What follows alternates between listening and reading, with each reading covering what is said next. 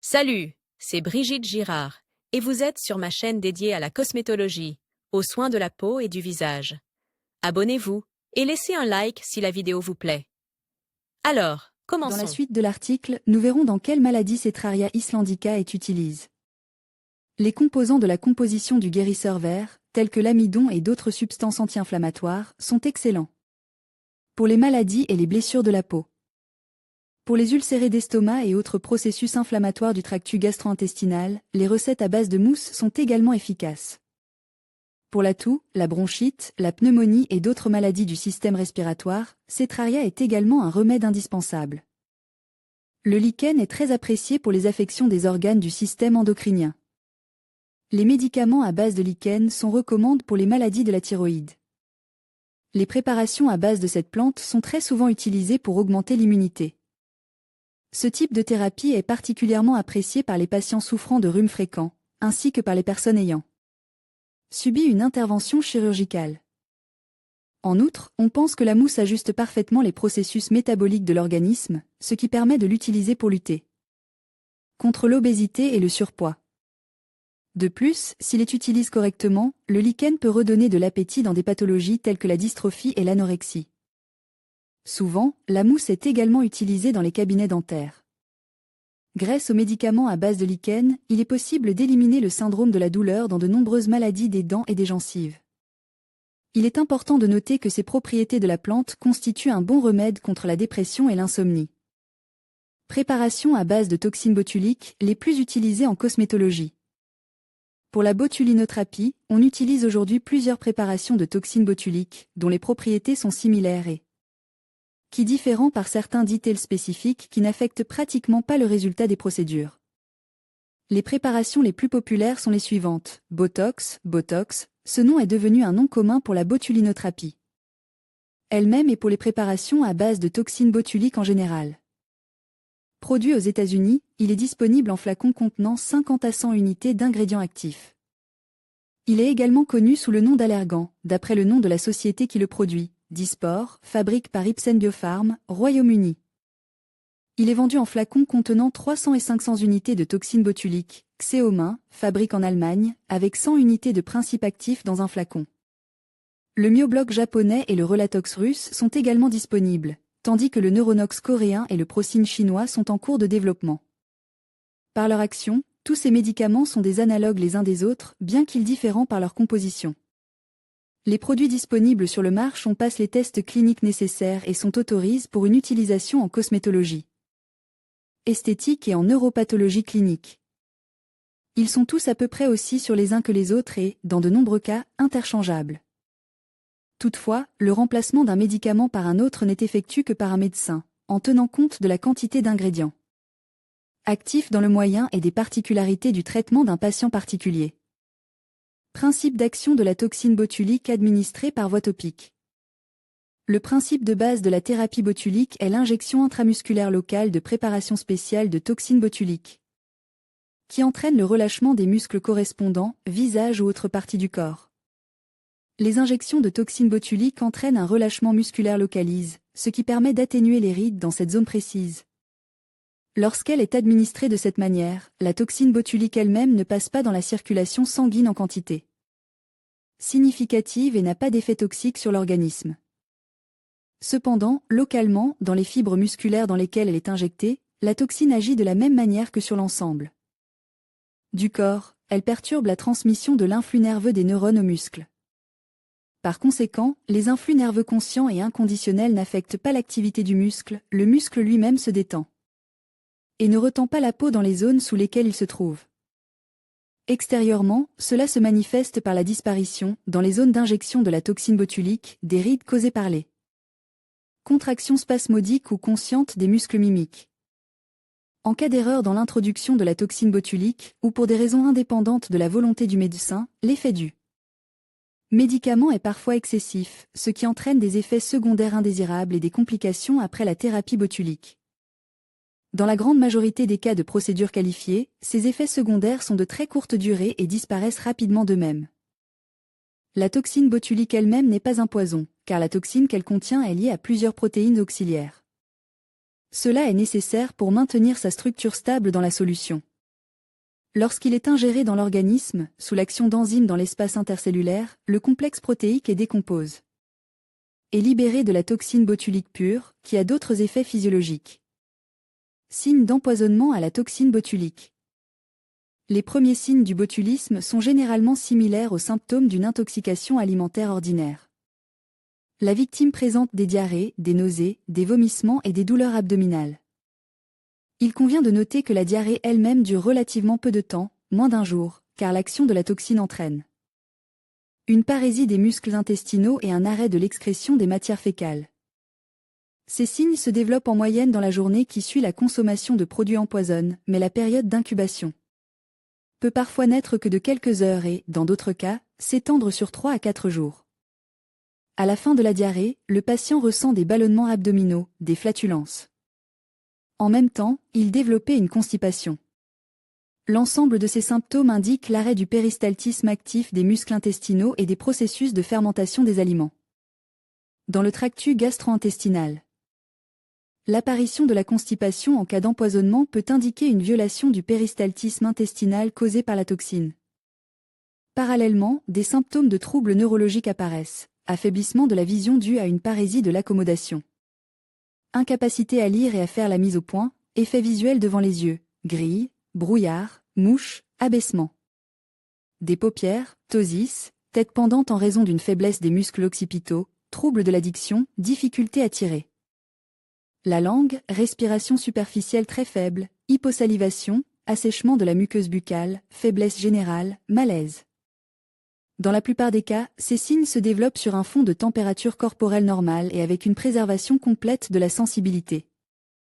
Néanmoins, le traitement du botulisme doit commencer avant l'apparition de la parésie.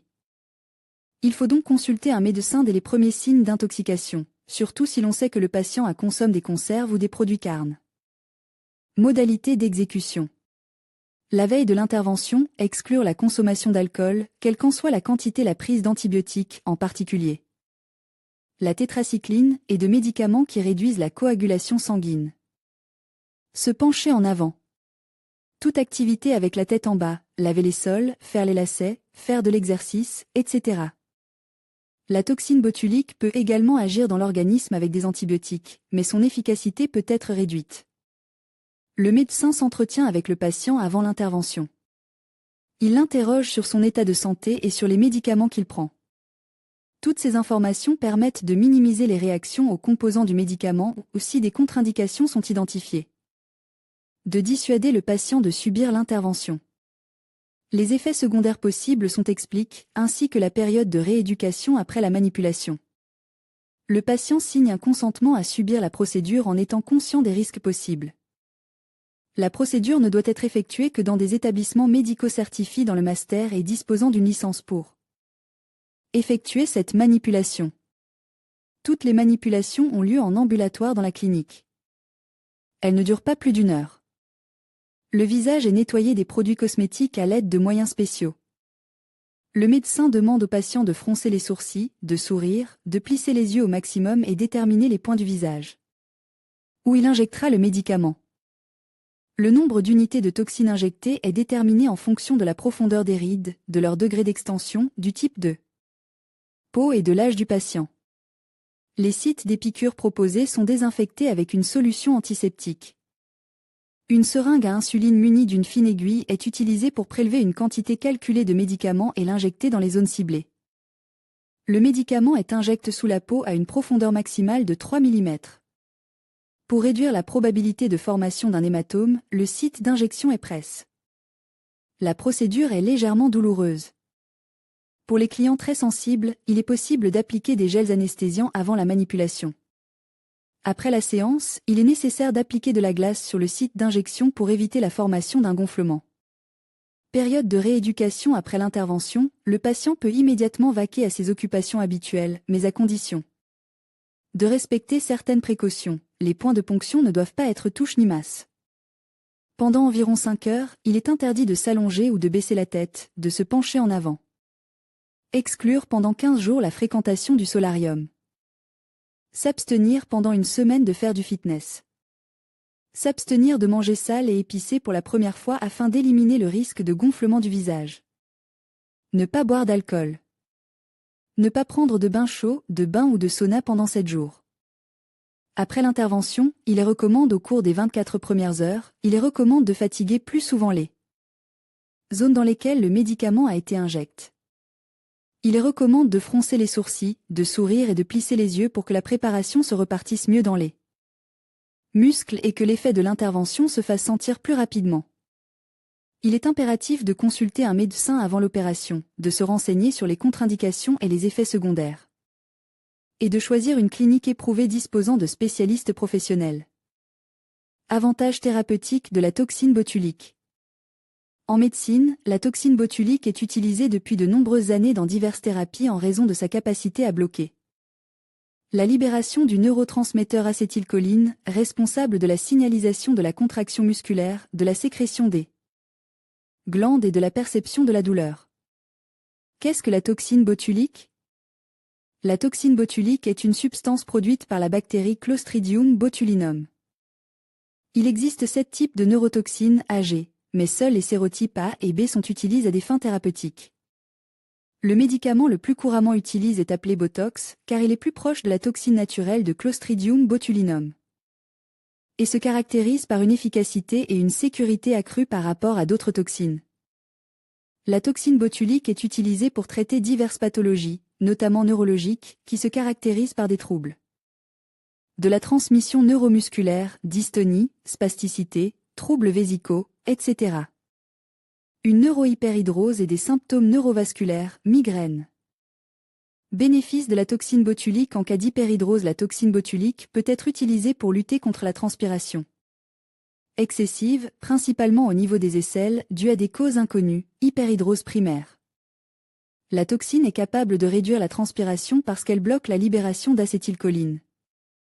Les effets sont visibles après 2 jours et peuvent durer 6 à 7 mois. L'intervalle minimum entre les cycles est de 16 semaines. Botox et maux de tête. En octobre 2010, la FDA a approuvé le Botox pour la prévention de la migraine chronique, un trouble neurovasculaire qui touche 0,9 à 2,2% de la population adulte. Le Botox est utilisé pour prévenir les crises de migraine et le développement d'une pathologie chronique en bloquant la libération d'acétylcholine au niveau des muscles de la tête et du cou et du nerf trijumeau. Selon les directives de la FDA, la dose maximale utilisable se situe entre 155 U et 195 U pour un cycle, injecté dans les muscles du cou et de la tête, 31 injections au total par séance, pour atteindre les branches du nerf trijumeau et du nerf occipital ainsi que les fibres sensitives de la moelle cervicale. Le cycle est répété toutes les 12 semaines. Botox pour les dysfonctionnements génito-urinaires. La toxine botulique est également utilisée pour traiter l'incontinence urinaire associée à diverses pathologies, le syndrome de la vessie hyperactive. L'hyperactivité du detrusor neurogène, une affection dont l'apparition est associée à la sclérose en plaques ou à une lésion de la moelle épinière. Une affection consécutive à une reconstruction chirurgicale de la vessie. Dans ces cas, la toxine botulique est capable de détendre les muscles lisses de la vessie en bloquant la libération d'acétylcholine. Mais ce n'est pas tout. Les effets du Botox sont visibles après 2 semaines et durent 5 à 6 mois, voire 8 à 10 mois dans certains cas. Un nouveau cycle d'injection ne peut être effectué qu'après disparition de l'effet, à condition qu'au moins 3 mois se soient écoulés depuis la cure précédente. Botox et troubles neuromusculaires. La toxine botulique, en raison de sa capacité à bloquer la libération d'acétylcholine, est un bon traitement pour les troubles neuromusculaires tels que la dystonie, une affection caractérisée par des spasmes musculaires soudains et de longue durée, obligeant le patient à adopter des postures non naturelles, la spasticité, une augmentation pathologique du tonus musculaire qui résulte d'une atteinte du système nerveux central, par exemple, accident vasculaire cérébral, sclérose en plaques et infirmité motrice cérébrale. Les preuves de l'efficacité du Botox sont nombreuses. Divers essais cliniques montrent que la toxine peut réduire les spasmes musculaires et l'hypertonie, améliorant ainsi la qualité de vie du patient. La toxine botulique dans le traitement de la salivation. La sialorée est une sécrétion excessive de salive qui survient dans certaines maladies neurologiques telles que l'infirmité motrice cérébrale, la maladie de Parkinson, la sclérose latérale amyotrophique. Les fonctions des glandes salivaires sont sous le contrôle direct de l'acétylcholine. Le Botox bloque sa libération, réduisant ainsi l'activité des glandes salivaires. Ce qu'en disent ceux qui ont utilisé cette technique. L'utilisation de la toxine botulique en cosmétologie à des doses thérapeutiques est sûre, mais avant d'opter pour une telle méthode. Pour atténuer les rides, il est nécessaire de vérifier plus en détail si le Botox n'est pas nocif pour le visage dans votre cas. Et de lire les commentaires de ceux qui ont déjà essayé la procédure sur eux-mêmes. Les injections de Botox sont une procédure efficace qui vous permet de vous débarrasser des rides d'expression et d'améliorer considérablement votre apparence. Cependant, elles doivent être utilisées avec prudence et vous devez consulter un bon spécialiste qui prendra en compte toutes les contre-indications possibles et effectuera la procédure de manière à ce qu'elle ne provoque pas de complications. En conclusion, regardez une autre vidéo qui contient de nombreuses informations intéressantes et utiles sur les injections de Botox. En conclusion, regardez une autre vidéo qui contient beaucoup d'informations intéressantes et utiles sur les injections de Botox. Apprivoisez le poison. Dans les années 1970, l'ophtalmologiste américain Alan Scott a commencé à tester sur ses patients souffrant de blépharospasme, contraction involontaire des yeux, un médicament inhabituel à base de toxine botulique, le poison naturel le plus puissant à l'origine d'une forme mortelle d'intoxication alimentaire, le botulisme. Les symptômes du botulisme ont été décrits pour la première fois au XIXe siècle. La principale caractéristique de cette maladie est une paralysie progressive qui, dans la plupart des cas, entraîne la mort par arrêt respiratoire. Comme, dans le PASS, l'intoxication se produisait plus souvent lors de la consommation de saucisses contaminées par une bactérie. Produisant cette toxine, on l'appelait toxine botulique, c'est-à-dire poison de saucisse, botulus signifie « saucisse » en latin. Et l'intoxication elle-même s'appelait botulisme. La toxine botulique est certes dangereuse, mais les idées de Scott n'étaient pas inattendues, car les scientifiques avaient déjà établi dans les années 1950 que la toxine purifiée et fortement diluée pouvait être utilisée médicalement, bien qu'avec beaucoup de précautions, pour détendre les spasmes musculaires. Rapidement, constatant un taux de guérison élevé, l'exemple de Scott a été suivi par d'autres médecins, élargissant progressivement les utilisations de la toxine botulique a notamment commencé à être utilisée pour traiter le strabisme et l'hémispasme. Spasme d'une moitié du visage. Dès cette époque, certains médecins qui traitaient des patients avec la toxine botulique ont constaté un effet secondaire intéressant. Il s'agissait d'une disparition miraculeuse des rides dans les zones d'injection du visage, telles que les plis intersourciliers, sur le front ou les plis au coin de la bouche. Le patient s'est non seulement débarrassé de ce spasme gênant, mais il a également retrouvé une expression jeune, détendue et amicale. Bientôt, les salles d'attente des neurologues virent affluer un flot de patientes inhabituelles, des femmes aisées d'une cinquantaine d'années prêtes à tout risquer pour rajeunir, au moins pour un temps. Il existe plusieurs types de toxines botuliques qui diffèrent par leurs propriétés immunologiques et chimiques. La première préparation commerciale contenant de la toxine botulique a été le Botox. Les fabricants du médicament ont choisi la toxine botulique de type A. Tous les types de toxines sont désignés par des lettres latines, qui est resté pendant longtemps le seul type de toxine botulique utilisé en médecine. Depuis peu, des préparations contenant la toxine de type B sont disponibles. Les autres types de toxines ne sont pas utilisés en médecine. En 1989, la FDA, American Food and Drug Administration, a officiellement approuvé l'utilisation du Botox pour traiter un certain nombre d'affections liées à des contractions musculaires involontaires. Et bien que les rides ne figuraient pas encore sur la liste des indications de ce médicament, de plus en plus de médecins en commencent à l'utiliser, comme on dit en Amérique, off-label, c'est-à-dire en dehors de l'usage auquel il est destiné. Ce n'est qu'en 2002 que la FDA a finalement approuvé le Botox cosmétique à des fins esthétiques, pour éliminer les rides d'expression sur le front et autour des yeux. À partir de ce moment, le Botox a entamé son ascension triomphale vers le sommet du succès. À tel point qu'aux États-Unis, cette procédure est devenue si populaire qu'elle est proposée presque à chaque étape, dans les salons de beauté et même dans les clubs de sport. En Europe et en Russie, le Dysport est utilisé en même temps que le Botox. Résultat esthétique des procédures. L'effet principal de la thérapie par la toxine botulique est la disparition des rides du visage. Aujourd'hui, les méthodes de botulinothérapie sont si bien développées qu'elles permettent de faire disparaître les rides dans presque toutes les zones du visage, à n'importe quelle profondeur et à n'importe quel âge. Le plus souvent, la thérapie botulique est pratiquée pour éliminer les rides aux endroits suivants, sur l'arête du nez et le front. Entre le nez et les lèvres, les sillons nasogéniens. Sur les côtes extérieures des yeux, appelés pieds de poule, sur le menton, sur le côte des lèvres. À titre d'exemple, la photo ci-dessous montre une vue du tiers inférieur du visage chez des femmes avant et après un traitement à la botuline, un exemple de correction efficace des rides par des injections de toxines botuliques. Si la procédure est mise en œuvre correctement, un effet cosmétique significatif peut être obtenu. Les injections de toxines botuliques sont également souvent utilisées pour éliminer les plis et les rides du cou et du décolleté. Néanmoins, aujourd'hui, parmi les médecins esthétiques, la tactique la plus acceptée pour sélectionner les sites d'injection de toxines botuliques est le principe du visage entier. En effet, les tentatives d'élimination des rides dans certaines zones peuvent conduire à ce que ces zones ressortent après la thérapie botulique par rapport à d'autres zones non traitées, ce qui non seulement n'améliorait pas l'apparence du patient, mais l'abîme et la rend peu naturelle. L'introduction compétente du médicament, en tenant compte de la structure et des défauts de la peau de l'ensemble du visage, permet de préserver sa spécificité et de ne pas singulariser certaines zones. La thérapie botulique, surtout en cas d'utilisation prolongée, contribue également à adoucir les traits du visage, à rétablir la rondeur naturelle, à éliminer l'effet de peau étirée, surtout chez les sportifs. Elle peut également influer sur la gravité des cicatrices et des marques sur la peau. La cicatrisation de ces blessures se fait généralement par la tension des muscles entourant la plaie elle-même.